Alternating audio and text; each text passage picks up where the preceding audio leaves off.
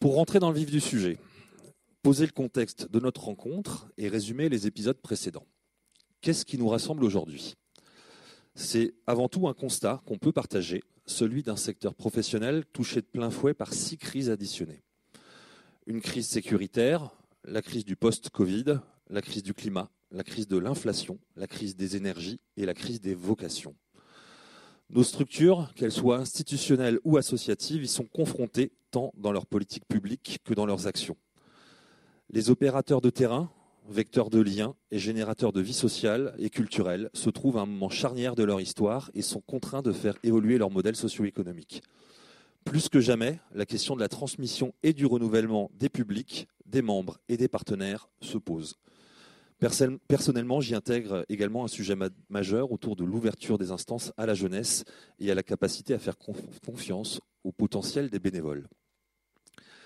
Les causes, les conséquences, comme la nature de ces évolutions seront abordées, je n'en doute pas. Mais j'espère qu'elles le seront sans angélisme, sans poncif ni posture. Le moment nous oblige à la transparence et à la réinvention en toute liberté. Toutes et tous réunis aujourd'hui, nous sommes attachés à la libre expression et à la libre conception de nos projets. Mais l'époque nous contraint à espérer la pérennité de nos actions plus que leur développement. L'éducation populaire n'appartient à personne. Elle est un ensemble, une philosophie que chaque personne participant à ces journées développe à sa façon pour l'intérêt des habitants et de notre société. C'est pourquoi ces rencontres devront faire se rejoindre la théorie et la pratique sur les valeurs premières d'ouverture et de coopération. Elles s'inscrivent ainsi complètement dans la continuité des travaux déjà menés à Poitiers, Marseille et Paris. Ces rencontres ont permis de formuler des préconisations, dont notamment la nécessité de mettre en place une culture de la coopération, des espaces de dialogue via une gouvernance partagée et transparente, la rédaction de chartes d'engagement réciproques sectorielles, l'importance des pratiques artistiques comme levier d'émancipation, la nécessité de repenser les diplômes, conventions collectives et leur reconnaissance.